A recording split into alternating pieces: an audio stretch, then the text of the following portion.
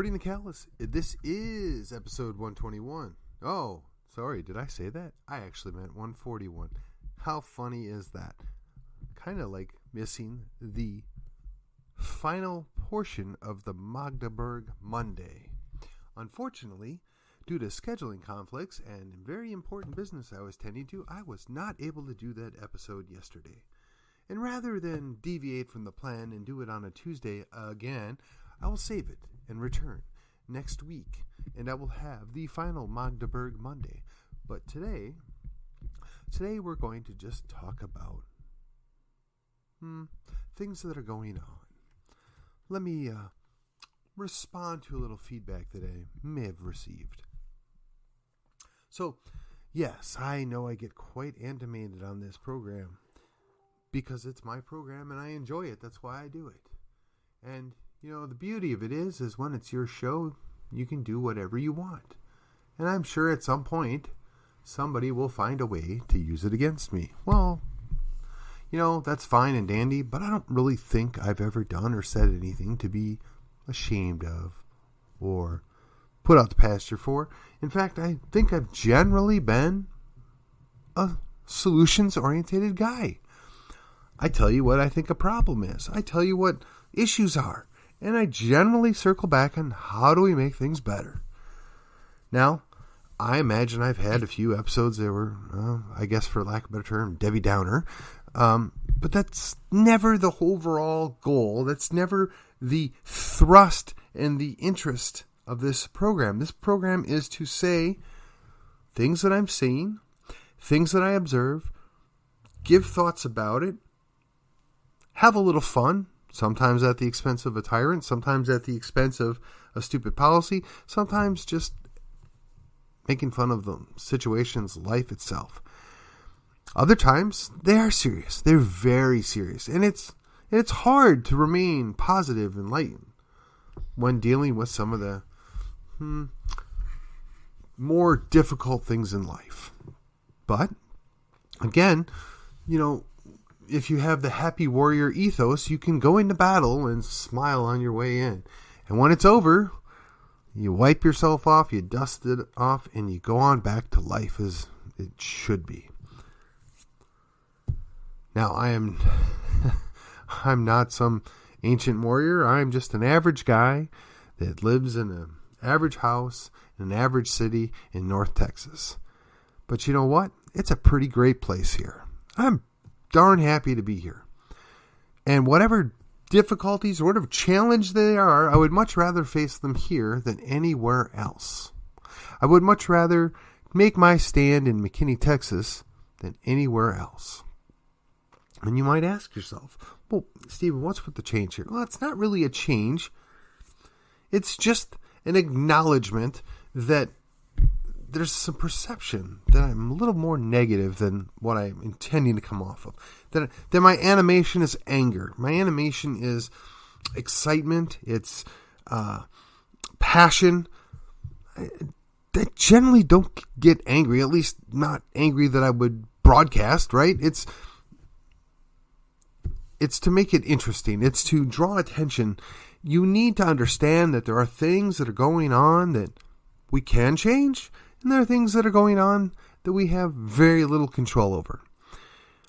The important thing is you have to be able to accept the things that you can't fix and focus on the things that you can fix. I think that might be in a serenity prayer, but I'm not familiar with it off the top of my head, though I have heard it recited a time or two. Then really the basis is I can go home and I can spend every night worried and concerned about things that I cannot control and I cannot fix. Or I can think about things that we can do. And I can talk about, this is the issue. This is the detrimental problem. This is an interesting aside. This is the challenge today. And then these are certain things that we can do to make it better. And ultimately, that's what the goal is, right? You want to be a little entertainment, a little what Glenn Beck used to call the fusion of entertainment and enlightenment. Well, I'm not Glenn Beck. although I wouldn't mind having his paycheck. But here's the thing. This is just a small little show. It's a passion project. If it makes me some money at some point in the future, great. If it doesn't, okay, that's fine too. I am interested in putting out ideas. And they're not just my ideas. I freely pass along or spread other people's ideas. And speaking of one of the people whose ideas I have spread, I went to go see Robert West tonight. He was in downtown McKinney talking about the utter frustration and the lack of interest in getting things fixed.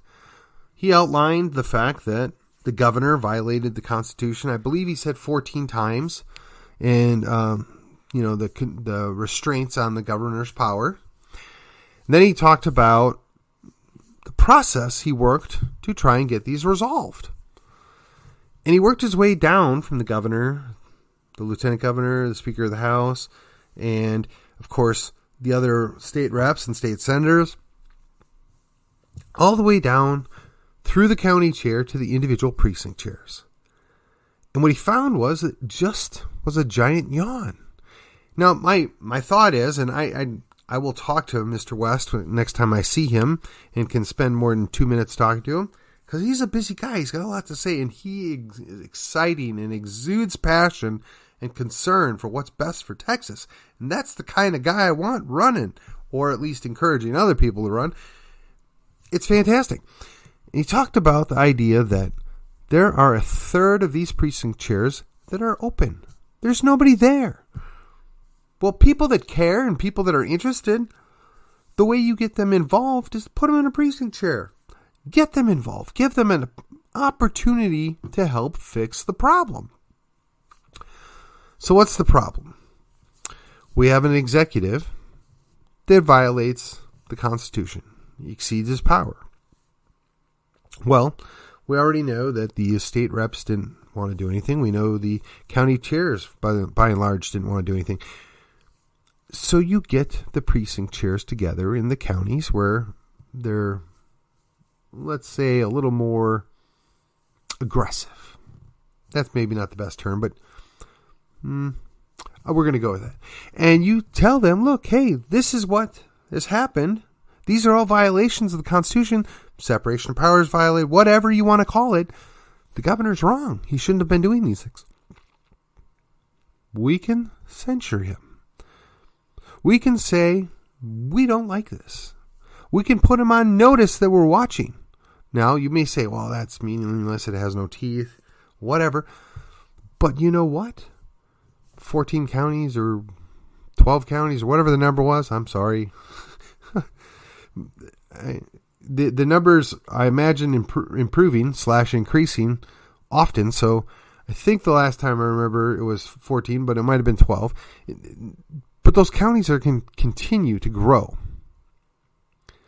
And as an interesting aside, Connolly County may very well be next.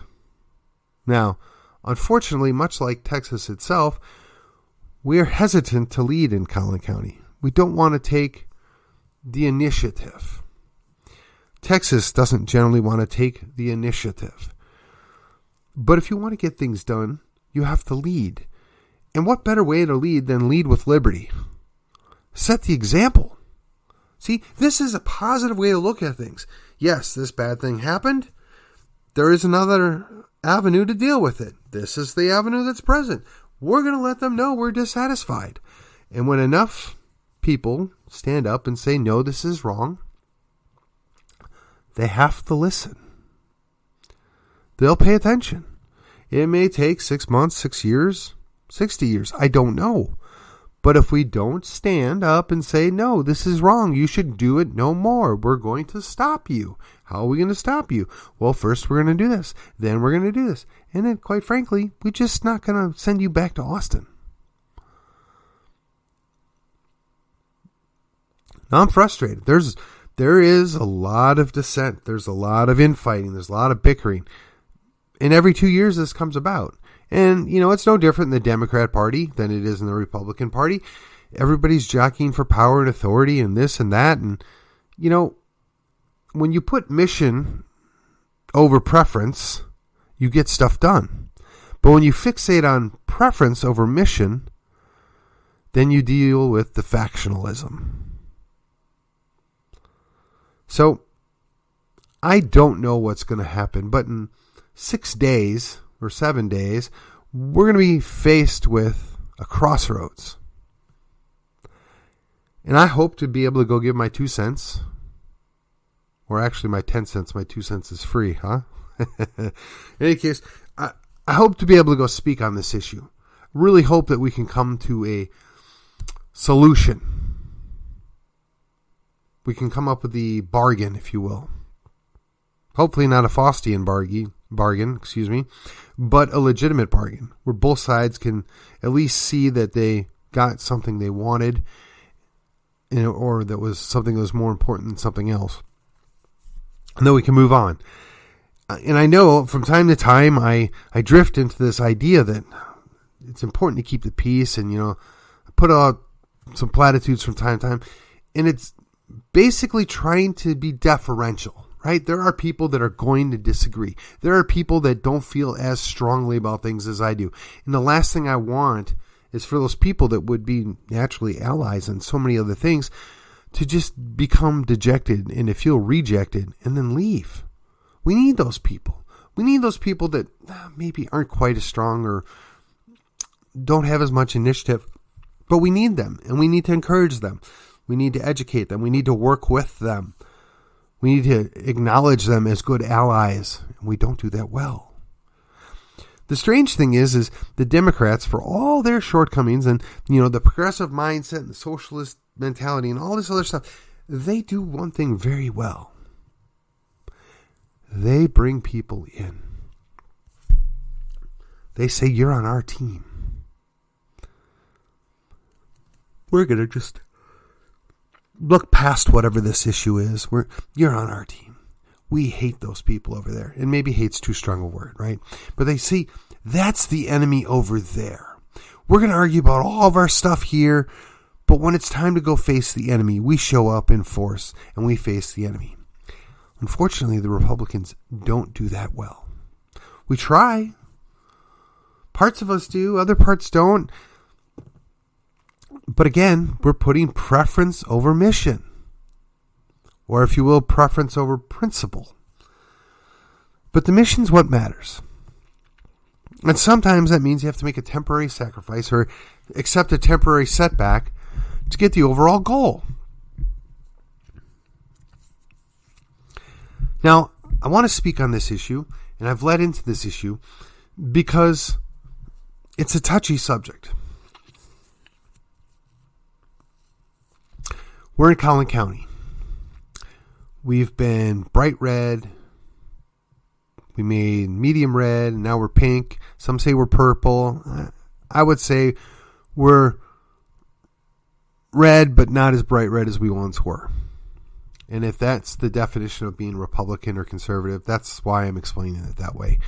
I still can't get past the idea that we call ourselves red when that was the definition of communists. But be that as it may, that's old school, right? Hey, that stuff went away in 1990. Maybe not. But the idea that you can grow up a city in a county, and that city gets to a certain level of density, a certain level of people, and they're not going to drift from their moorings, from what made them successful, into more of a Democrat mindset. And I'm going to let you use your own imagination, your own definition of what I mean by that. We're going to call it a Democrat mindset. Or even better, how about a progressive worldview? Okay? That's even more generic and less of an epithet, right? Progressive mindset develops in these areas. And when you're looking at the overall change of an area, you have to face the consequences of the things that you put into motion 5, 10, 15 years ago when they come to fruition. Whether it's you put your children into government schools, whether it's you homeschool, whether it's you private school, those children eventually grow up and they become their own people. And the things that they learn along the way impress upon them how they should behave. Likewise, when you set aside an area that you're going to create for high-density housing. Now, they sell high-density housing on the notion that it's lower-income housing, or it's reasonably priced housing, or attainable housing, or whatever tagline they come up with. That's what they sell it as. The reality is luxury apartments in 10 years are just apartments. The reality is those awesome garden apartments eventually get run down. They change through owners, and they just don't invest the money to keep them up to snuff. And sooner or later, that area becomes not as nice as it once was. Now, whether that's through attrition or people always wanting new, or whatever other societal ill you want to press upon it, that's the natural progression. Yesterday's luxury apartments are today's regular apartments, and then tomorrow's less than stellar locations. How about that? But you still have to have affordable housing. You still have to have the so-called attainable housing. You have to work with people, because not everybody makes $150,000 or $200,000 a year. Not everybody has the money to be able to afford the average cost of a home in Collin County. But you have to have a mix of people present. You have to have everybody in an area needs a place to stay, right? And if you do it right, you have a very successful growth pattern, and you do things. And early on, Plano did a lot of things very well. And then they kind of shifted. They created a path to where they corralled people into very tight spaces, and the progressive mindset began to build. And that continued for 5, 10, 15 years. And Plano, which used to be the jewel of Collin County, indeed of North Texas, is kind of past its prime. And I don't say that to disparage Plano. I still think it's great. And I still think there's very nice things in Plano. But it's no longer the thing that it once was. And that could, again, be natural progression. Or it could be designed obsolescence. But again, what are you supposed to do about it? Are you supposed to be angry? Are you supposed to go radically change things? Are you supposed to go after some people? Are you going to, just accept the things that are and look to how do you improve it? That's the question. How do you improve it? What do you do in Plano to make things better? Well, I'm certain that adding more high-density housing is not going to solve the problem.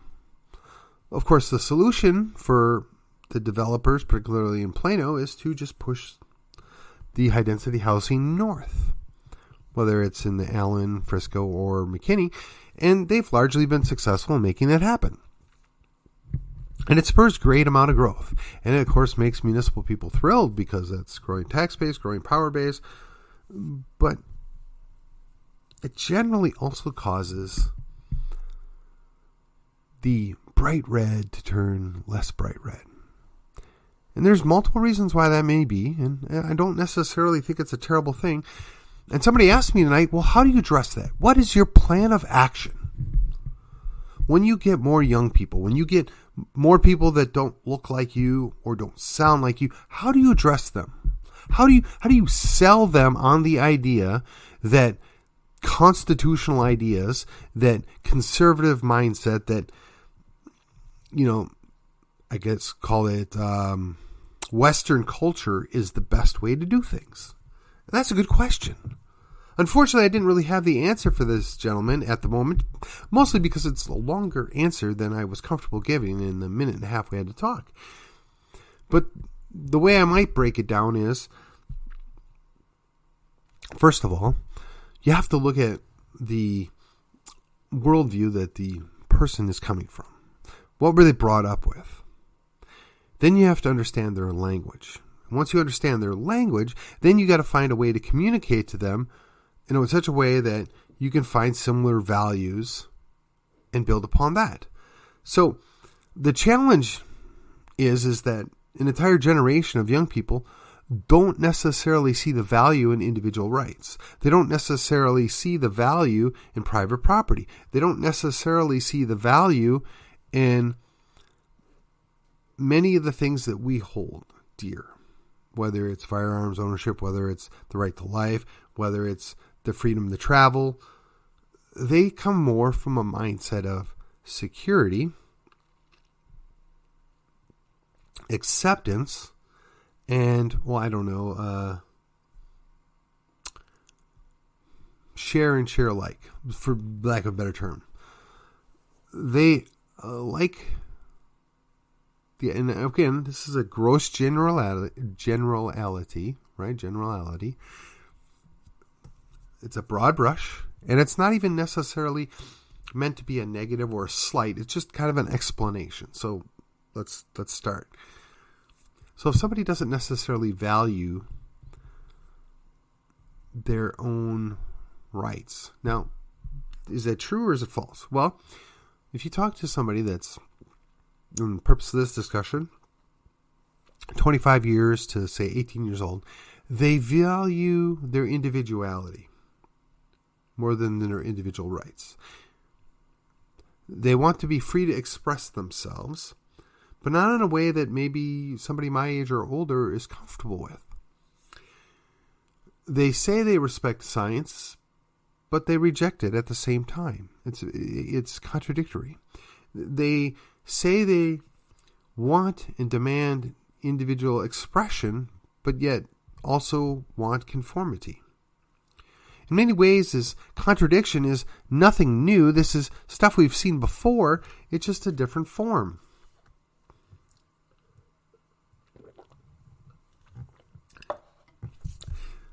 I've quoted Solomon before when he said, "Nothing new is under the sun." The idea that you sell your uniqueness by ensuring conformity is something that Apple has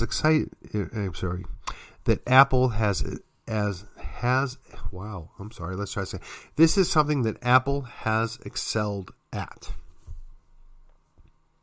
They created the nice little white earbuds when nobody had white earbuds. They created the nice little smooth shape of their phones, which at the time nobody else did that. They have their really nice little logo after Eve took the bite. Eve takes the bite out of the apple. That's where that comes from, in case you didn't know. So the reality is,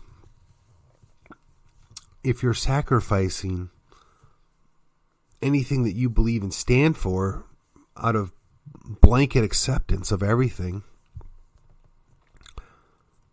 is anything really real? I mean, the other phenomena that I see, and I must admit, I'm a little bit confused. The idea of living in a VR world. Now, don't get me wrong. I've played a VR game or two in my life, and it's kind of fun, but there's really zero desire that I want to live in that. I like reality as I know it. Even all that I might find wrong or classify as problematic, troubling, I still like reality. I still want to be able to get up in the morning, go to work, come home, spend time with my family, and do things. We all make sacrifices. 25 years ago or whatever, I worked 3 jobs. I did everything I could to take care of my wife and my young daughter because that's what I was supposed to do. It was a willing sacrifice. It was something that I did because it needed to be done. And I had a moral certitude that this was the right thing to do and a devotion to my wife and daughter. And it was important to me. And I did it, and I did it, and I did it until I didn't have to do it anymore. That doesn't make me special because entire generations of men have done it before me. In fact, there are generations of men doing it right now. But what makes it unique is it was me. It was my life. It was my experience. It was my motivation to do better, to get better than where I was. But if I didn't have to work, if something was just handed to me, if I didn't have to put in the effort and the sweat, how would I have learned? How would I have gotten better? Good question. Is there an expectation that everybody should be able to have to do this? No.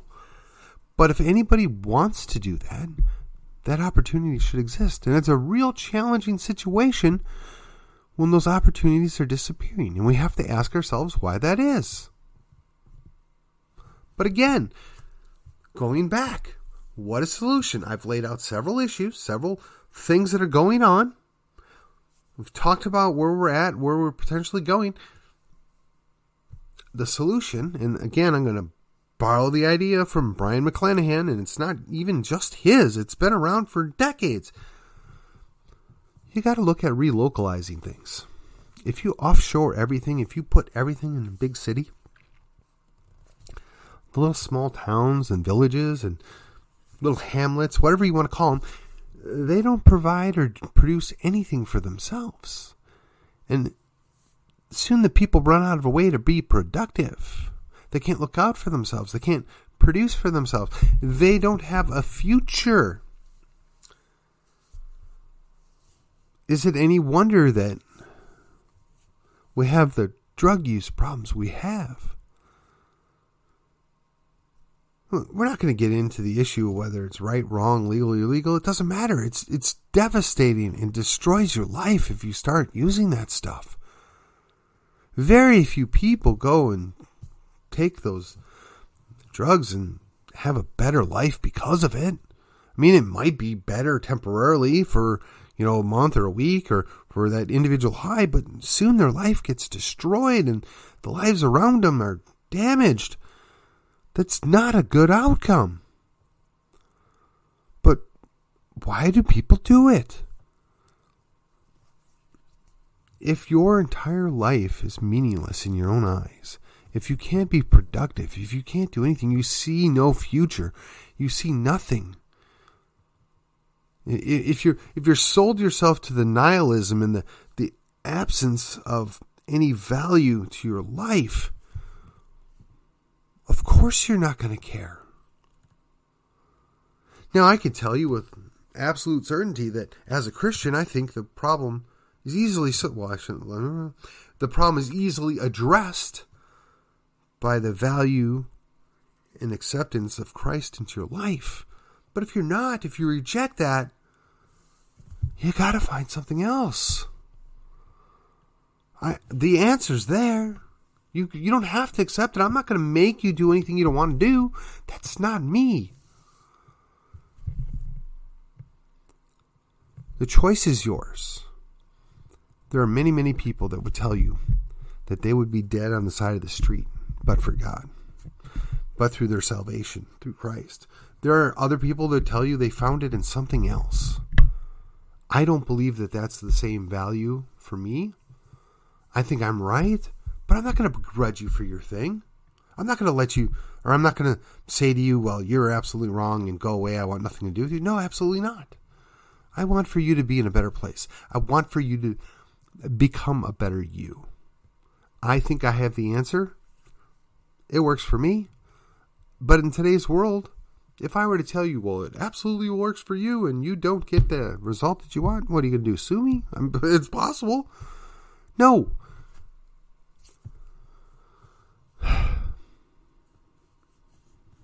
The path to destruction is wide and easy.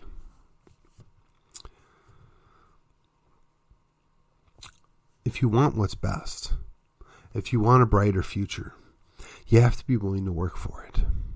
You have to be willing to listen to other people's struggles, troubles. You have to be willing to work together. You have to be able to put aside your preference for mission. You have to be able to focus on the principle rather than your preference.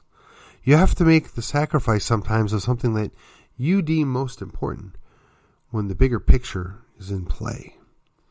Sometimes it means you have to take a step back. Sometimes it means you have to take a giant leap forward. Sometimes it means you have to put your neck out because there's something more important at issue.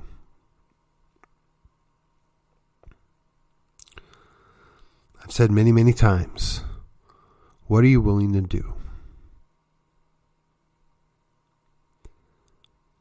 If I were to tell you Texas hangs in the balance. Indeed, the United States hangs in the balance. It all comes down to what do we do in Collin County? Now, granted, maybe it's not a fair thing to say, but just hypothetically, if that's my story and that's what I'm telling you, and that's my selling point, and I put it on you and I say, what are you going to do?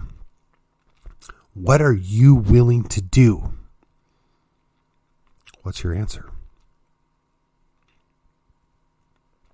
I said at a forum about a week ago that our founding generation were willing to sacrifice their lives, their fortunes, and their sacred honor.